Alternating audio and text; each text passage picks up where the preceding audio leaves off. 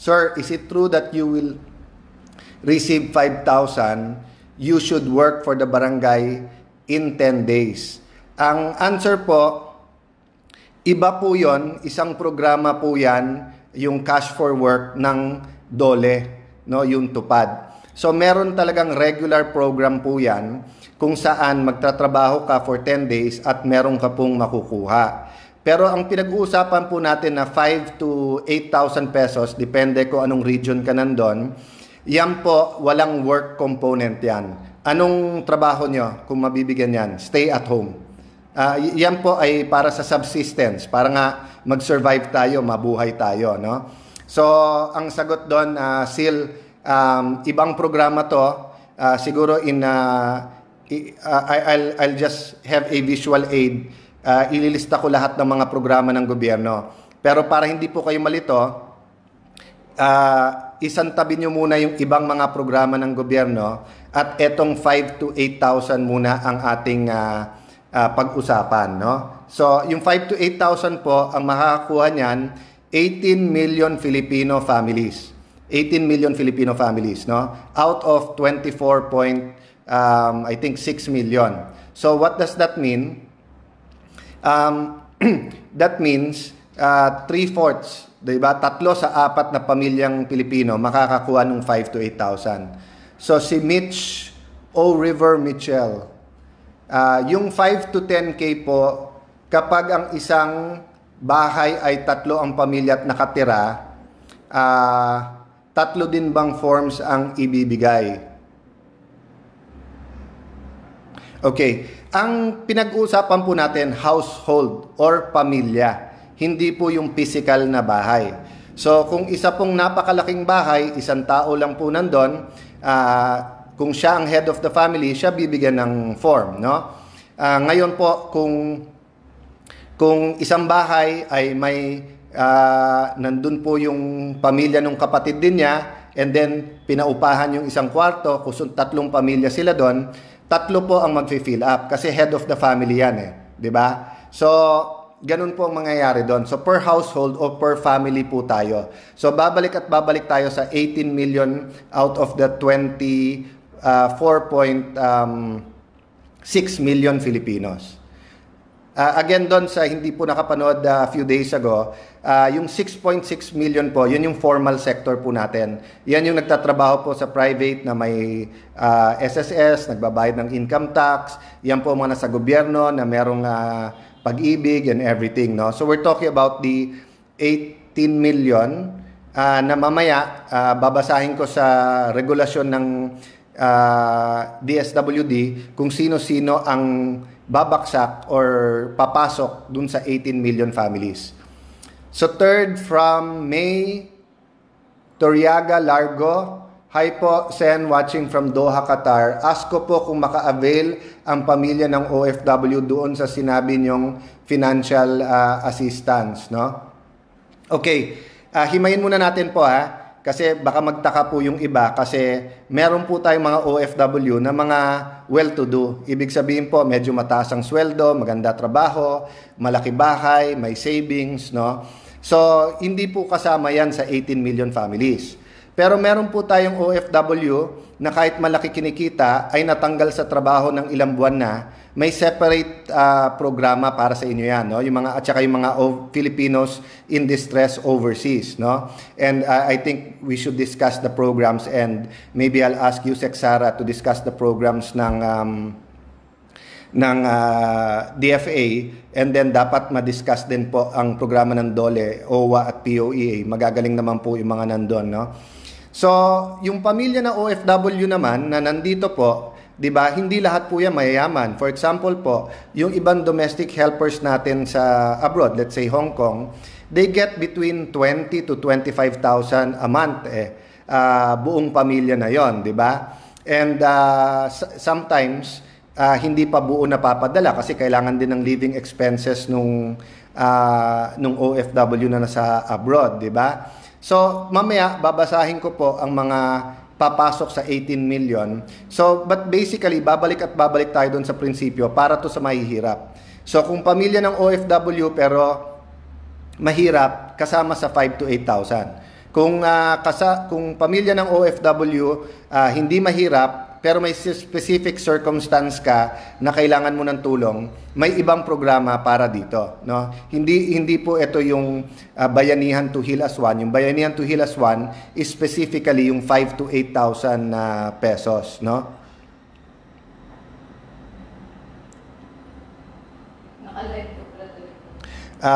May nagtanong dito, binabasa ko lang pero ang bilis kasi ng pag-scroll up, no? Kung 5 to 10 daw sa isang pamilya, well, depende po yan kasi actually computed ang household sa average na 5. But ibig sabihin po, kung nanay at tatay at 8 anak at yung panganay na anak wala pang 18 years old, for example, isang pamilya yon, di ba? Pero kung for example, nanay at tatay at panganay nyo 23 years old, may asawa na, separate yung panganay mong anak, di ba? Head na siya nung household niya, di ba? Okay. So from Roldan Cases, good afternoon po. Sir, ask ko lang kung kailangan po magbigay yung 5 to 8K po, nasa barangay na po ba? Kapag ma-fill upan ang form, may pera nga po ba kaagad? Okay. Roldan, balikan kita because precisely I want to discuss yung mga pagsubok na dinadaanan ng ating mga public servants ngayon at yung pressure na nasa mga ahensya ngayon sa guidelines at makapag-deliver. So, after this question, Roldan, balikan kita, no? But Johnny Palotes, hello sir, ano po ba ang basis ng bigayan ng form sa bibigyan sa 5 to 8 perang ipamamahagi sa pamahalaan? So, basahin ko muna sa inyo yung existing na guidelines, no? But as I said, what did I do the whole afternoon? Basically, I was on the phone with Deputy Speaker El Rey Villafuerte and Deputy Speaker Loren Legarda. Si Loren Legarda po, ang ating senadora, ay dati pong chairman ng finance ng Senado, kaya alam niya po ang pananalapi ng bansa. And siyempre, first time po niya maging member ng Congress. So, you know, we were empathizing with each other about yung on the ground o yung local, no? Vis-a-vis saan manggagaling ang pondo at paano to maayos. So basically, I was also on the phone with DSWD, USEC ng DSWD, and for a few minutes ang isang USEC ng Department of Finance para to compare notes, no? And pabalik-balik po kami, no, na about the guidelines, and I'll answer that yung kay Roldan. But dun po sa huling tanong, so, ito po, beneficiaries, senior citizens. Anong requirement niya? Yung office ID niya from OSCA. Yung OSCA ID niya. Persons with disability, ano ang kanyang proof? Meron siyang certification. I think may IDs din yan sa bawat syudad nyo, no? Okay. Pregnant, lactating women, certification from the Rural Health Unit or birth certificate of child if available. Solo parent ID or certificate of employment separation or suspension of work, no? Overseas Filipino in distress, valid passport, yung ano lang po, yung page lang nung passport, yung bio, yung may picture at pangalan, no? Proof of departure, overseas employment certificate, etc., no? Homeless families, indigent, indigenous people, and vulnerable groups. Ito, certification ng barangay lang. That they are homeless or belonging to vulnerable groups or from CSWD. Yan yung city, di ba, DSWD is Department of Social Welfare and Development. So CSWD is City Social Welfare and Development Office, or MSWDO, which is yung municipal, or yung PSWDO or provincial, no? Or certification of NCIP or the Tribal Chieftain Council of Elders if the beneficiary ay isang IP. Then lastly, ito po, dito papasok yung marami, yung informal workers. So, ito po yung mga, kung sa TODA ka, so either yung driver's license or certification of membership from organization, association, tapos yung mga kasambahay, etc., no? Yung mga vendors and everything, no? Okay. So yung kunento ko sa inyong requirement, yan po ang pabalik-balik namin sa DSWD. And I think it's easy, very easy to say na ang bagal, very bureaucratic, paano nating makukuha kagad. But I think, now more than ever, we have to work together and kailangan ng empathy for each other. So, hindi kami nagkakulang na magsabi sa DSWD na, less requirements, less qualifications, faster. Pero alam mo, gusto na rin naman nila eh. I mean, kaya nga nag-appoint ang ating Pangulo ng marami sa militar para nga very efficient yung pagbaba, no? So, whether you talk to the DBM, the Department of Finance, DOLE, DA, DSWD, gusto naman nilang mapabilis eh. But that's also why we have an oversight committee. Pero kami sa House, hindi na namin hihintayin na mag-hearing pa kasi mag-hearing yan soon. We offered ourselves na. And to be fair sa DSWD, araw-araw ang pag-uusap, pabalik-balik yung papel. But of course, trabaho nila to, may executive, parang advisory committee kami or parang yung oversight powers, no? So, what I told Yusek Amy kanina is that, no, let's just have the same frame of mind. Na ano yung frame of mind? One, pera ng tao yan. The soonest na makaabot sa kanila, the better. So, agree lahat doon. Secondly, the less requirements and less na ilagay mo sa guidelines, better. So, kung makikita nyo, and now I'll go to the last question, no, yung sa Roldan cases. Sorry baka hindi cases yon, baka cases or sorry Roldan, but yun ang na-text sa akin eh. So, eto. Where are those questions? Eto. O nga, baka cases to, Roldan cases. Ask ko lang kung ilan po mabibigay sa 5K sa barangay po, nasa kanila na ba ang pera. So, ganito po proseso, no? So, in-identify ng Secretary of Finance or Department of Finance saan kukunin ang pera together with the DBM. The DBM will download it. Now, as soon as makuha ng DSWD yung pera o yung dinownload, pinasa ng DBM, yung 4.4 million Filipinos na kasama sa conditional cash transfer, yan po ay may mga cash cards or ATM, no? So, madali nila makukuha. Yan ang pinakamadali. That's why kung may nakikinig po both sa DBM at DSWD, I think pare-pareho tayo ng iniisip. The faster we do that, at least 4.4 out of 18 million, hawak na nila yung pera nila. So, yan po kasi meron silang monthly talaga na binibigay sa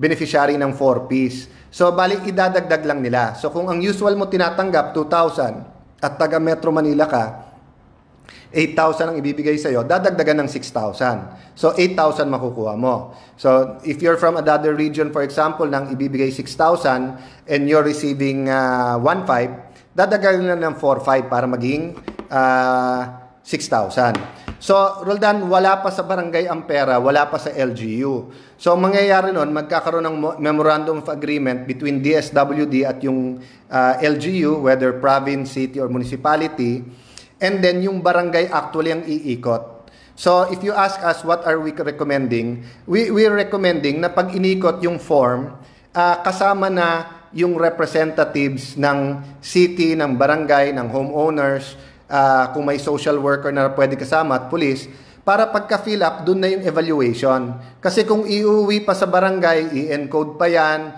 iiwan sa bahay nyo yung form, babalikan pa yan, tatagal eh. Diba? But remember, it's not that easy to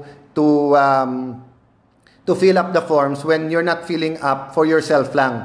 I showed you the form nung isang araw, diba, na yung form po na yan, pati nung lahat ng kasama mo sa pamilya mo at kung may sakit sila o ano. So, some are telling me na baka malamang mangyari dyan, iiwanan nila ng barangay sa bahay, pipick up in the next day. So, pwede din po yon. So, but sana, pag pick up the next day, dun na rin ang evaluation, on-site evaluation na nung city at saka ng barangay, no? Para masigurado na mabilis at less na po yung or no red tape, no? So, let me make it clear po, nagkakaisa kami ng DSWD na walang red tape. 'Di ba? It's a matter lang of what their decision is, anong proposal, anong ideas namin. So ang agreement po namin tonight, tatapusin po namin yung pagkaintindi namin sa guidelines, isasubmit namin kay Sec. Rolly kompleto bukas through a letter, and then kung kailangan mag-conference call kami or mag-Zoom para pag-usapan isa-isa. But yung hangaring nga is that mabilisan ito at magawa kaagad. So siguro doon sa iba na nakapagsalita na malabo, matagal, etc. That's based on yung pagpapalit-palit ng guidelines, kasi it's the first time na may ganito kalaking programa, 100 billion a month halos, for 18 million Filipino families, 'di ba? So while it is true that there's no excuse, you have to get it right away, and hindi dapat excuse yung proseso, meron din kasing accountability dito That's why nagpapasalamat din ako kay Chairman Aguinaldo at sa COA. Nakita ko naglabas sila ng mga rules, di ba? And they're understanding the present situation, di ba? So far po sa rules ng DSWD, pwedeng house to house, pwedeng ipatawag sa covered court. Gusto ko lang po ipaalala sa mga barangay captain, but even sa DSWD, sa ibang bansa, pag umabot na ng 50 ang tao na nasa isang lugar, yan po ay public gathering na. Delikado na po yan, no? At ayaw nga natin na kumalat yan. So, hanggat kaya at maaari yung house to house, yun po ang sinasuggest po namin, di ba? Pero of course, kung halimbawa 20 farmers na magkakalayo yung bahay and they can all go to one place and it's easier for everyone, pwede rin. Basta yung social distancing at saka yung mga protocol ngayon, masunod pa rin, no? Okay. So, let me see kung may additional questions. Nakiusap ako na to send it to me. Okay. May isang tanong, actually hindi to tanong, pero summary to nung sa team natin sa Speaker's Office, yung mistrust ng publiko. That's precisely why ang recommendation namin house to house, at ang recommendation po namin 5 yung representative, no? First po yung representative ng LGU, whether province, city, municipality. Second po yung representative ng barangay. Third po, yung representative po ng asosasyon, no? So that can be po the Homeowners Association, kung Urban Poor Association, o kung ano man, no? Pang-apat po, kung gusto ng representative ng DSWD, at pang-5 po, yung police, di ba? Or AFP, dahil pera ang dadalhin dito. So syempre yung security din, at saka ayaw po natin na biglang may magchismis. Oy, namimigay na ng pera doon, baka magtakbuhan na yung mga tao. We have to take care of each other at this time. Pero sometimes, yung rumors are very dangerous or could really snowball, di ba?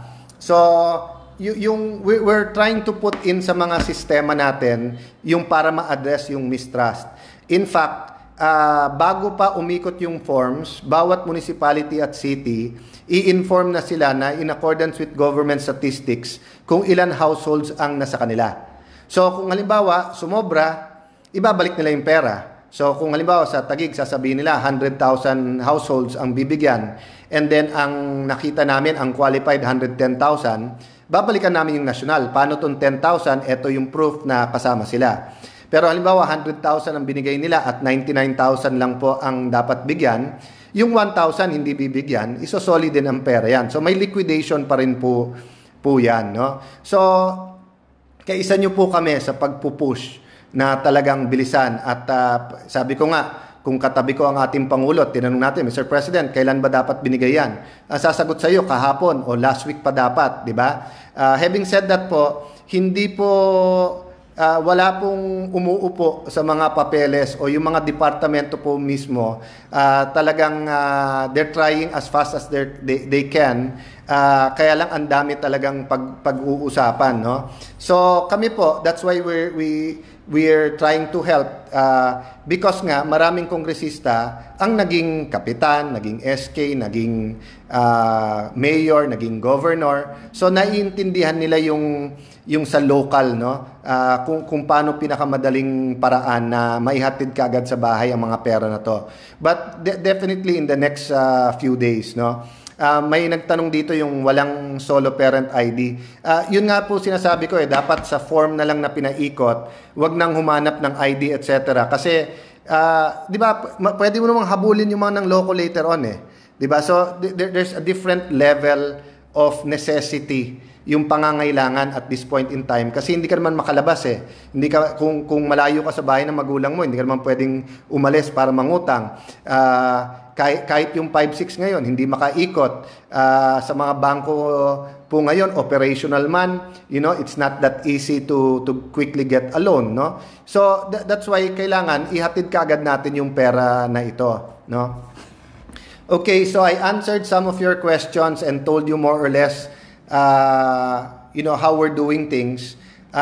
Idagdag ko lang po na we're putting a time and motion and infographics dun sa existing na guidelines para pag nag-usap po kami ng DSWD, magkaintindihan po kami, di ba? So kung minsan may ginagamit kaming words to each other, hindi po pagbibintangan yan. So halimbawa, kung sabihin ng DSWD, ang kulit nyo naman, makulit po talaga kami dahil pinaglalaban po namin yung para sa tao. Pag sinabi naman namin maraming red tape yan, hindi namin tinatawag na, bureaucrat or sinasabi namin na trapo or whatever. We're just, it's just part of the discussion. It's part of saying. That's why sabi ko nga kanina nung kausap ko yung Yusek, sabi ko kay Yusek, i-define natin kung ano ang tingin natin na red tape, di ba? Kung ano ang So any guideline that pwedeng tanggalin to para mas mabilis, i-consider natin yung guideline na yon is additional red tape, di ba? Pero kung yung guideline na yon wala kang choice o necessity siya, kasi halimbawa, hindi mo naman pwedeng hulaan sino yung 18 million pamilya na bibigyan, di ba? Hindi naman pwedeng bumilang ka ng 3 out of 4 families, so hindi mo naman pwedeng bilangin 1, 2, 3 bigyan, yung pang-apat wag, di ba? Madali po itong gawin sa mga mayayaman na subdivision o condo kasi definitely hindi kasama, di ba? Pero dun po sa mga ungated na mixed community, like halimbawa po sa labas ng bahay, medyo gabi na, pero kung lalabas ako halimbawa, pinakita ko sa inyo, may kapitbahay ko kami na may parentahan na 2 floors na. So, siguro po, iba pangangailangan niya dun sa mga kapitbahay namin na 2-3 pamilya sila sa isang bahay lang, di ba? Okay.